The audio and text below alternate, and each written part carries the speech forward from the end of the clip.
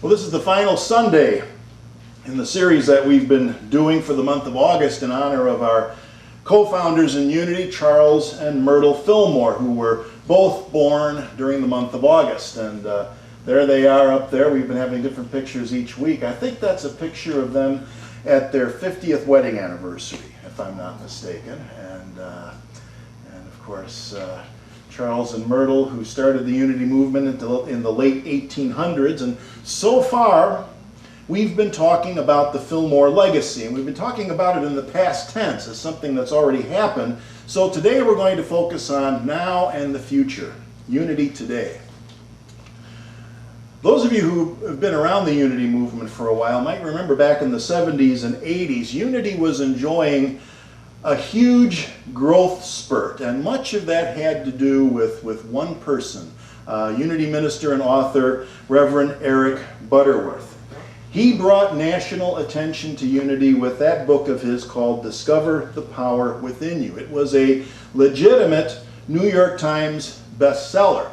That was the book that Oprah and Maya Angelou talked about, which resulted in a lot of Unity ideas finally going mainstream. Before that, you would actually have to attend a Unity Center like this in order to get our message. Well, after that book came out and after Oprah and Maya started talking about it, well, everyone started doing it. Everybody got in on the act. And you might, I have a name that I give to that phenomenon. I call it the Oprah, Chopra, and Dyer effect. No, it sounds like a law firm, but they were the ones that kind of took our stuff and ran with it and made it mainstream. We could not figure out a way to corner the market, which is not very capitalistic, but then you really can't patent these ideas. And they should be freely shared, and that's what Eric did. Now, I'd like to say often imitated, but never duplicated, and I do think that we do it better. But there was an inevitable dilution of our audience. That's what happens. Another area where Unity was offering something that was unique was Unity had a revolutionary and progressive and what we would really have to call an alternative approach to Christianity. And now, even those ideas are starting to go mainstream. It's no longer edgy to talk about the divinity within or the Christ within, or reading the Bible as myth and metaphor. Now everyone is doing it. In fact, there's an entire movement known as progressive Christianity. And there's something that's been going on in the Lutheran Church. Now, I've always regarded the Lutheran Church as being, shall we say, just a bit conservative. Meet Nadia Bolz-Weber, a Lutheran minister who is making some waves and actually catching attention and doing really, really well. In fact, they featured her on the cover of Unity magazine not all that long ago. She is indeed breaking new ground. And recently, I spotted a headline about the Lutheran Church that really caught my attention. This is from the Christian Post. It says, Lutheran denomination declares itself a sanctuary church for immigrants. That's the Evangelical Lutheran Church in America, the ELCA Lutheran Church in America, formally declares itself to be a sanctuary church for migrants. Now, that's not a very politically correct position to have these days, but there it is, right? We are no longer the only ones who are out there trying to push the envelope in different ways. I would say that Unity was definitely way ahead of its time, and now we want to make sure that we're not resting on our laurels, so to speak. Something that Unity has always tried to do is to stay on the leading edge of science and technology.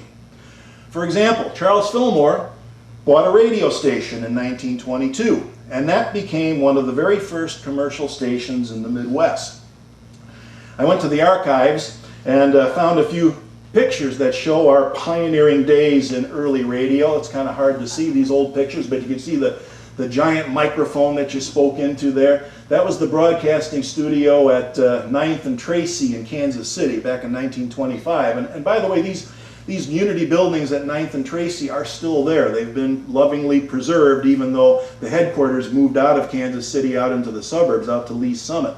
The next one here shows, the rest of the radio equipment there, broadcasting equipment at WOQ, again in 1925. And then finally, I think we have one of the workers putting the radio tower above the headquarters there. And that was in 1924 before things got going. So the Fillmores liked to stay on the cutting edge of things. And it wasn't as if they were inventing anything new. They didn't invent the radio. They just had a knack for finding new ideas and new ways to present those ideas to the rest of the world. Charles always said, and you'll hear this statement from him, he always said, "We do not claim to have discovered any new truths, nor have had any special revelation of truth." That was his disclaimer, which I think showed that humility that I've been talking about that seems to be in such short supply these days. A couple weeks ago, I mentioned that there were some gaps in the knowledge and information that was available to the Fillmores. They just didn't know about certain really important things like germ theory, antibiotics, the Big Bang, the existence of other galaxies. Imagine that. All the time that Charles was doing his work and writing, they really didn't know for sure that other galaxies existed. They didn't have a date for the appearance of human life on Earth. All of that was either unknown or just coming into focus while the Fillmores were alive.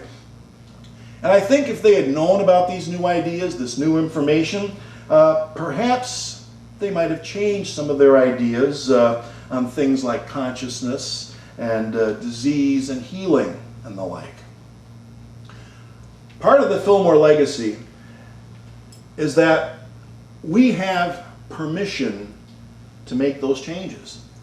And maybe not so much permission, but more like a mandate to keep up with new knowledge, with new discoveries.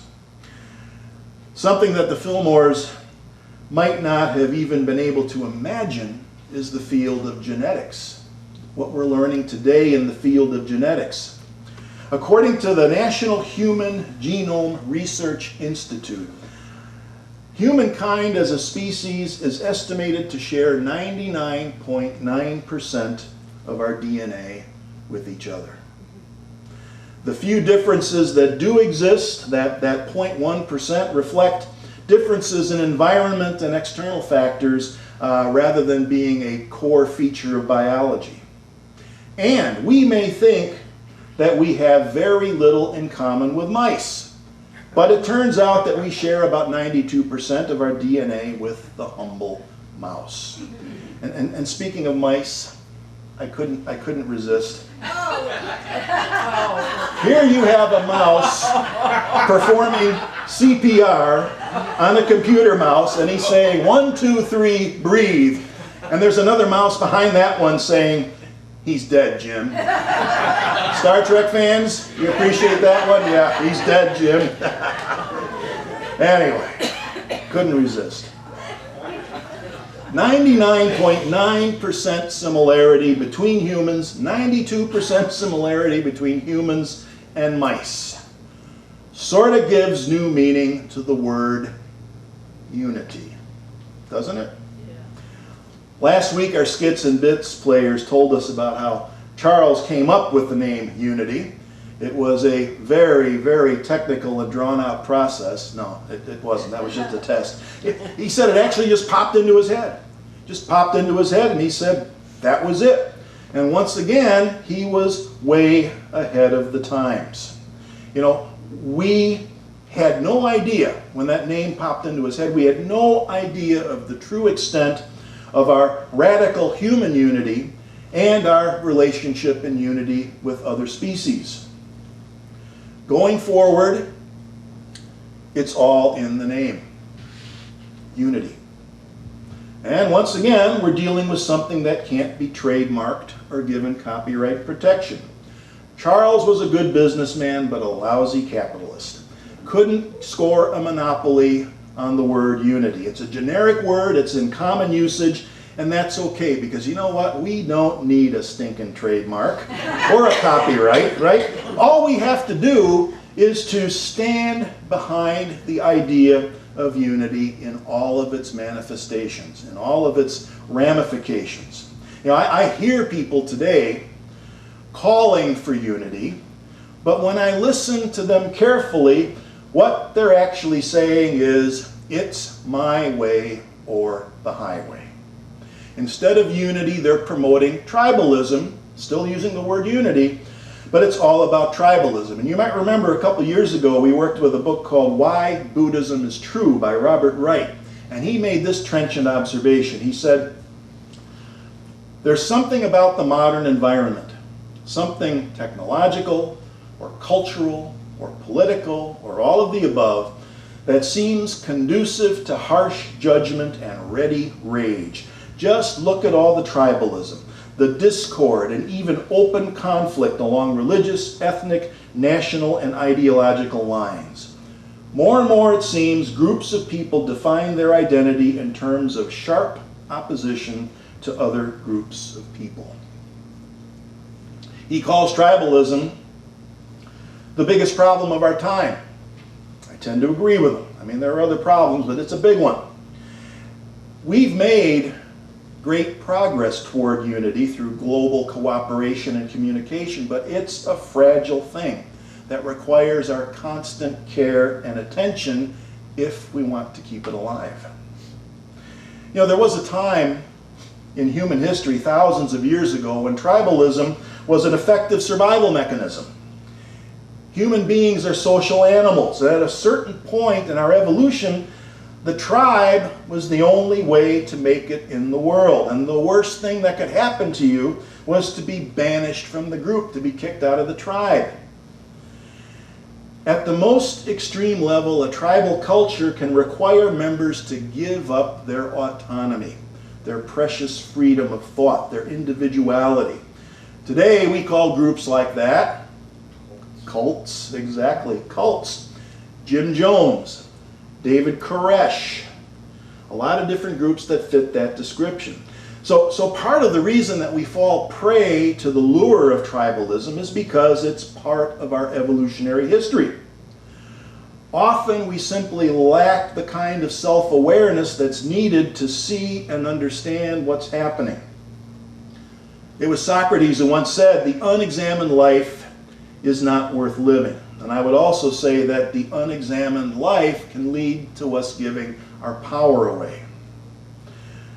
Too many people settle for a life that's superficial, that's driven by emotions, that's driven by this desire to simply go along with whatever appeals to our subconscious fears and desires, which makes us all easy prey for those who have learned how to manipulate emotions and pander to the subconscious in order to divide us back into tribes. It's all in the name. And if unity stands for anything today and going forward, it should be about promoting the examined life, for developing a depth of self-awareness that's going to keep us from sliding backwards into tribalism and other unhealthy isms. And it has to go way beyond just self-awareness. We don't want it to turn into selfish awareness.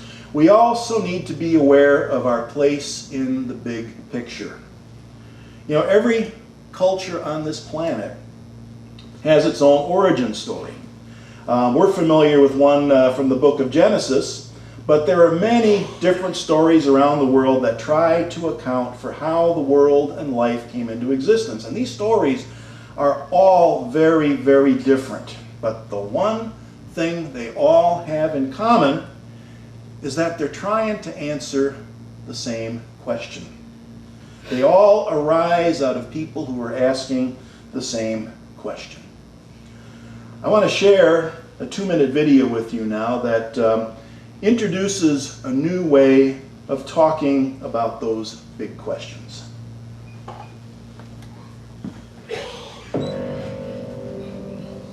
People have always asked the big questions. How was the universe created? Why does it work the way it does? Why do we find ourselves on this tiny planet buzzing with life. Looking at the really big picture revealed unexpected connections. If you want to know about humanity, you have to ask about the whole universe.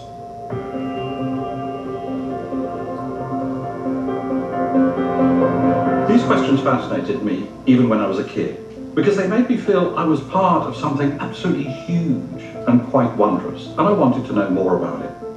I began teaching a history course that began with the Big Bang, 13.7 billion years ago. I called it Big History. Big History is my favorite course of all time. It blurs the boundaries between science and geography and history and literally tells the story of the universe. David Christian made it so intriguing. I loved his course and wanted to talk to him about how can we make this available to more people. Together, we're creating a free, online and in-class course for high school students. Big History is the first class that I can actually say I've enjoyed history in. You study this huge spectrum of history. Like looking at the different theories that different people have had. It's the history of everything on a very broad scale. And it's more than just this textbook that's static. Whenever I go to class, I really enjoy the discussions that we have. It's just made me feel a lot better about school generally. By the end of this course, you'll have surveyed the whole history of the universe, and you'll know how you fit into it. So, let's get started.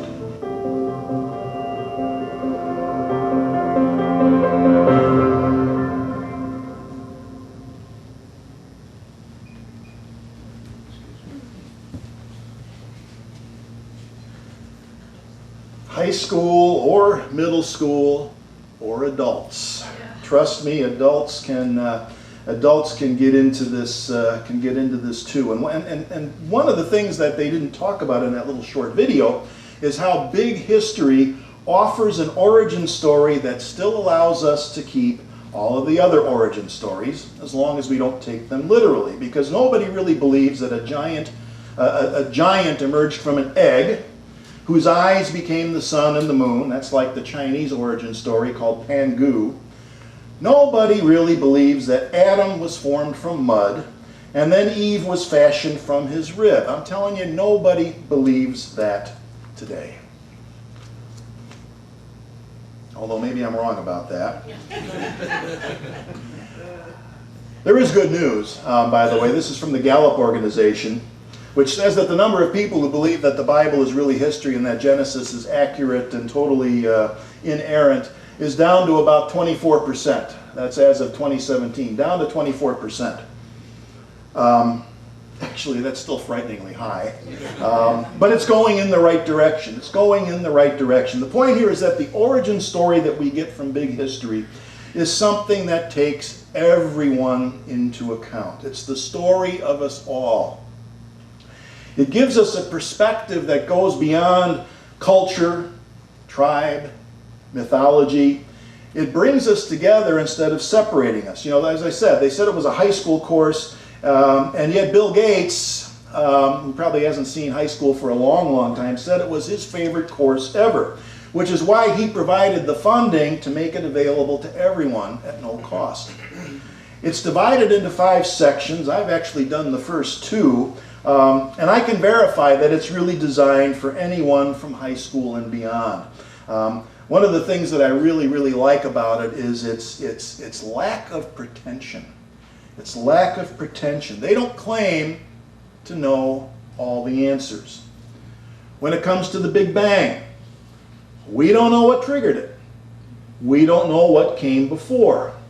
But we do have a very good idea of what happened afterwards and the time scale involved, and we're learning more every day. If there's anything that the Unity name should stand for, it's ideas and projects like this one. This is the kind of thing I'd like to see the Unity name get behind. And I'm not sure how we're going to work it, but I plan to make the Big History course available as a class that people can work through together here. That might be a fun way to do it.